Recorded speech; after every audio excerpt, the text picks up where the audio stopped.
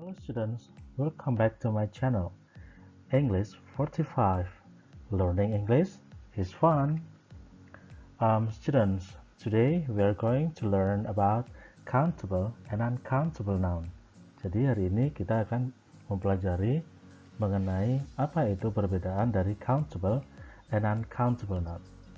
Okay, let's check it out. Okay, this is for noun. What is noun? Dalam bahasa Indonesia, noun itu disebut juga dengan kata benda. Memiliki pengertian adalah kata benda yang meliputi satu, bisa bermakna person atau orang. Lalu yang kedua bisa meliputi tempat atau place. And then yang ketiga, animal, itu juga bisa disebut dengan noun. Lalu yang keempat adalah thing atau benda-benda lainnya di sekitar kita. Nah, contoh misal ketika kita bilang students, itu juga termasuk noun, yaitu dalam kategori person. And then teacher, nah itu juga person. And what about class, school, or library? Ya, kata-kata itu masuk dalam kategori place atau tempat. Or dog, cat, and then bird. Nah, untuk tiga kata yang barusan disebut tadi adalah masuk dalam kategori animal. Jadi, noun atau kata benda ini tidak termasuk dengan kata action atau dalam bahasa Inggris itu disebut dengan verb atau kata kerja atau juga bisa disebut dengan predikat. Jadi bukan termasuk itu.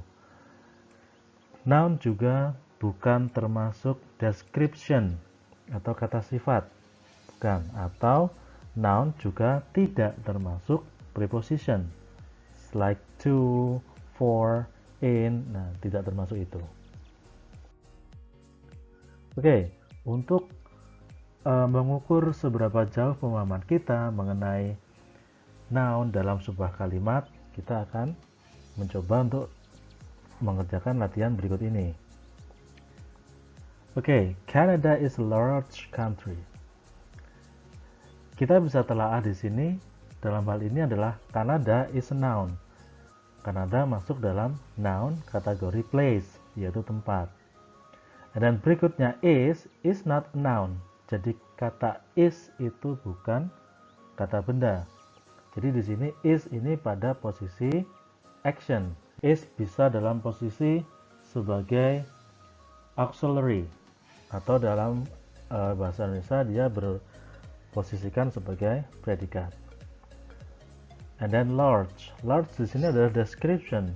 Description di sini dia bermakna sebagai kata sifat.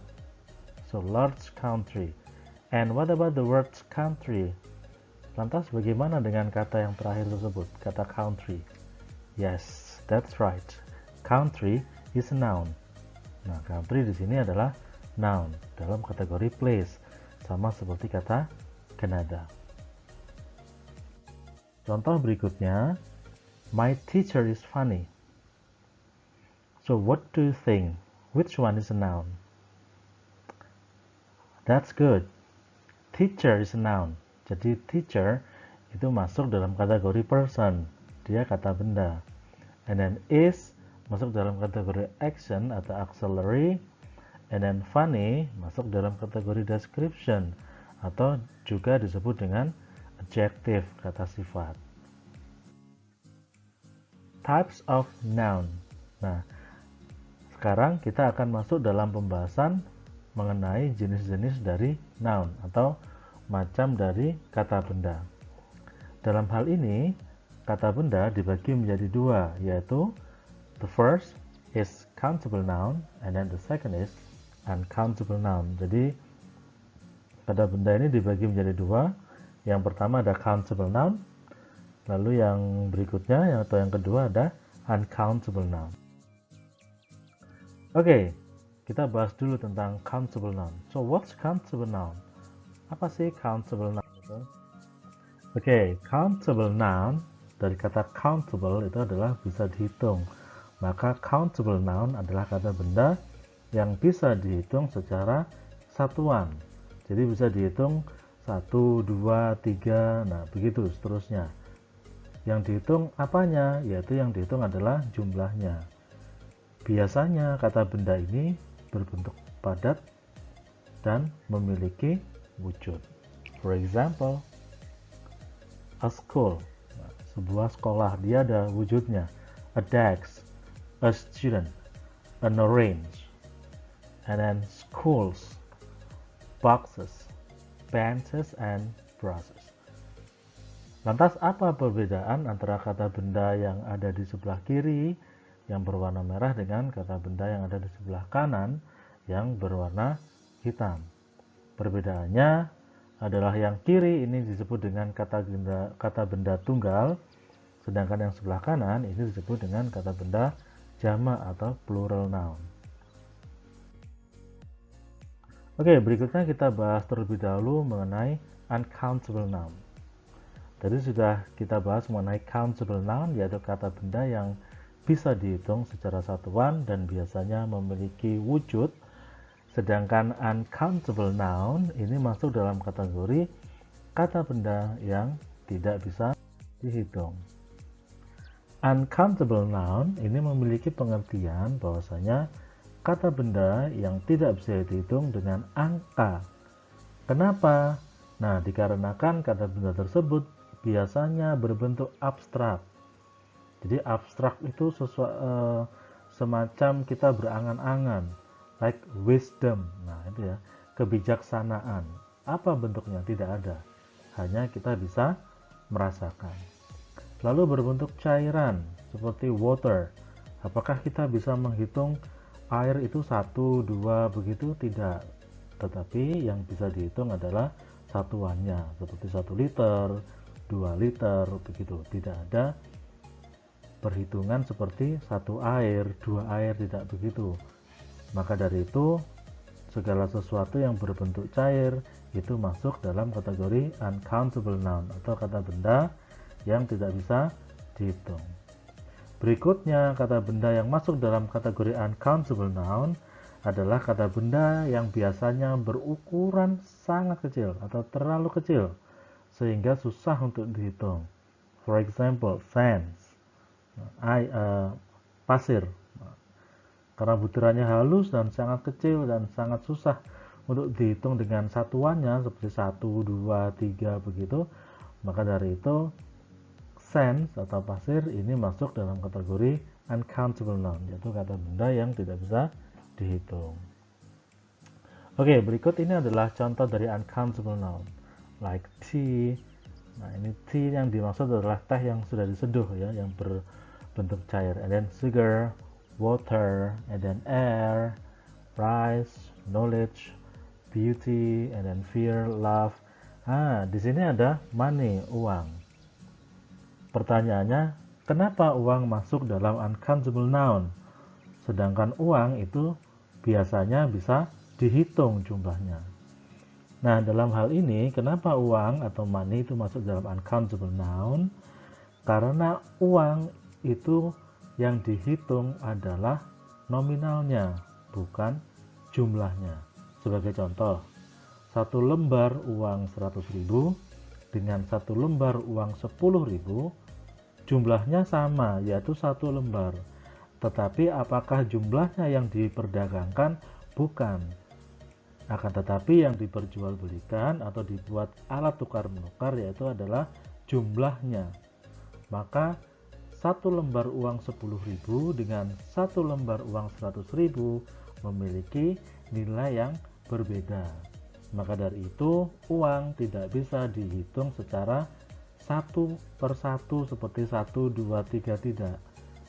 Uang dihitung melalui jumlah nominalnya, bukan dihitung melalui 1 per 1 bendanya, bukan. Jadi bukan dihitung lembarannya, akan tetapi dihitung nominalnya. Nah, maka dari itu karena perbedaan-perbedaan tersebut, maka uang masuk dalam kategori uncountable noun, yaitu kata benda yang tidak bisa dihitung, melainkan hanya bisa dihitung nominalnya. Karena 1 lembar uang 10.000 dengan 1 satu lembar uang 100.000 memiliki nominal jumlah yang berbeda. Begitu. Berikutnya, kita tidak bisa menggunakan artikel a or an dengan uncountable noun. Nah, untuk adik-adik yang merasa masih bingung, apa itu artikel a or an? Nah, adik-adik bisa melihat video yang ada di channel English 45. Di situ akan ada pembahasan secara detail mengenai perbedaan a or an dalam judul bahasan articles. Lantas bagaimana untuk menyatakan jumlah pada benda yang tidak bisa dihitung atau uncountable noun? Maka bisa dihitung dengan beberapa kata seperti di bawah ini. Contoh some itu bermakna beberapa. Beberapa itu berapa? Ya tidak tentu, pokoknya beberapa. And then lot of, banyak. And then much, itu juga banyak yang tidak bisa dihitung. Maka jangan heran apabila bertanya berapa banyak uang yang kamu miliki, maka biasanya orang akan berkata how much money do you have. Jadi bukan how many. Penjelasan mengenai perbedaan much dan many nanti akan dibahas pada video tersendiri yang akan dibahas secara detail. Seperti contoh berikut ini. She put a lot of sugar in my tea. Dia menaruh atau memberikan banyak gula di dalam teh saya. Banyak itu seberapa? Ya banyak, mungkin 2 sendok, 3 sendok. Nah begitu. Jadi a lot of sugar. Jadi tidak jelas banyaknya berapa, yang penting banyak. And then he didn't have much sugar left. Dia tidak punya banyak gula yang tersisa. Berarti tinggal sedikit. Sedikitnya seberapa? Bisa jadi tinggal setengah toples atau seperempat, atau hanya tinggal 3 sendok saja. Nah, ini tidak jelas juga. So that's why itu disebut dengan kata much. Lalu berikutnya, kita juga bisa menggunakan ukuran satuan dari benda yang bisa dihitung tersebut. Seperti contoh, a cup of, nah, yang bermakna secangkir. And then a bag of, yang bermakna sekantong. 1 kilogram of, sekilo. A pinch of, sejumput.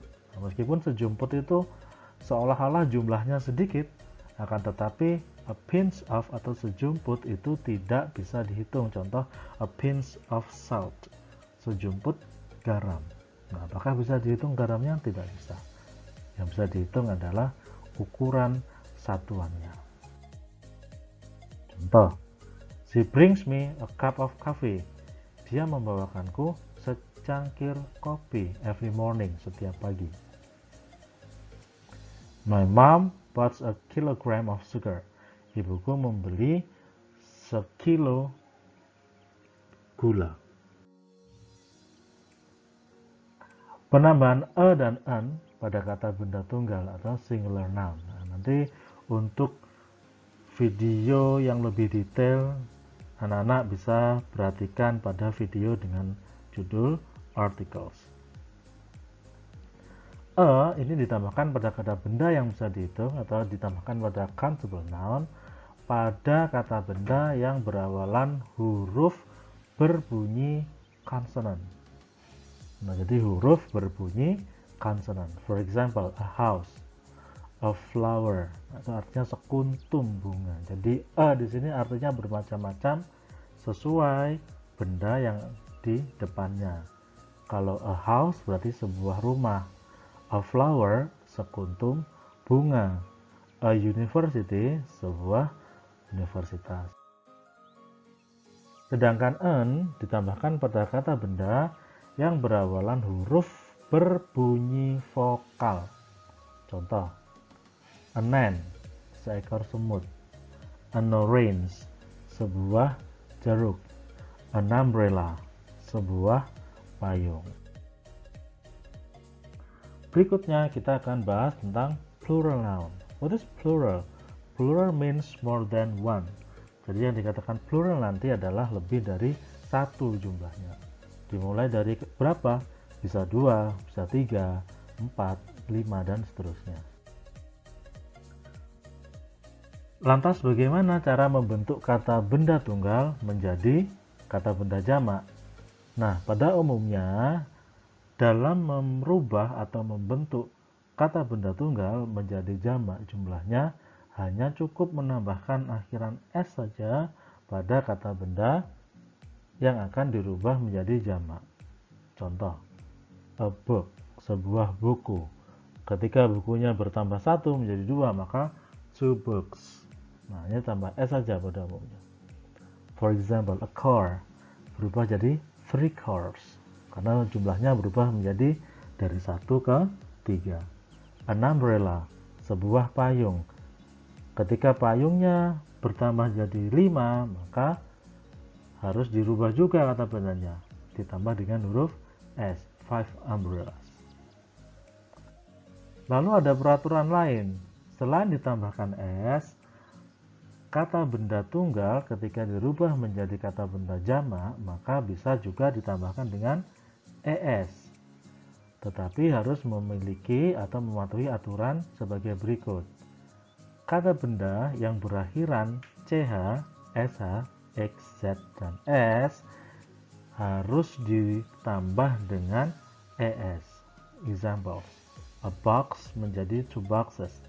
Jadi ditambah dengan es. Kenapa? Karena box di sini berakhiran x. Brush menjadi 3 brushes. Church menjadi 4 churches. Ada kata benda yang berakhiran o, itu juga ditambah dengan es, bukan s. For example, a tomato menjadi 10 tomatoes. Begitu. Berikutnya, jika kata benda tunggal berakhiran huruf vokal dan y atau huruf vokal ditambah huruf y, maka perubahan jamaknya cukup ditambah s saja. Contoh, a key menjadi 2 keys, a boy menjadi 3 boys. Cukup s saja. Akan tetapi apabila kata benda tunggal tadi berakhiran huruf konsonan plus y, maka tidak cukup ditambah s saja, melainkan hilangkan y-nya, ganti dengan i, e, dan s. Examples, butterfly menjadi butterflies, baby menjadi babies. Nah, untuk kata benda tunggal yang berakhiran huruf atau ada unsur huruf F-nya, maka perubahan bentuk jamaknya bisa berakhiran S ataupun bisa berakhiran ES. Lantas bagaimana membedakannya? Kita harus banyak-banyak membaca vocabulary, yaitu untuk mengingat kata benda apa yang berakhiran S saja apabila dia huruf akhirnya F, dan kata benda apa yang ketika berakhiran F maka jamaknya harus diberi akhiran ES. Jadi tidak ada aturan bakunya, hanya silahkan banyak membaca dan menghafal vocabulary. Okay, students, I think that's all for our explanation about countable and uncountable. Jadi anak-anak, saya rasa sampai di sini dulu pembahasan kita mengenai countable and uncountable. Anak-anak, untuk pembahasan atau pengertian dari materi-materi yang saya jelaskan tadi, anak-anak bisa sambungkan dengan beberapa materi yang tersedia dalam channel ini. Oke, sampai jumpa dan tetap semangat untuk belajar. Bye-bye.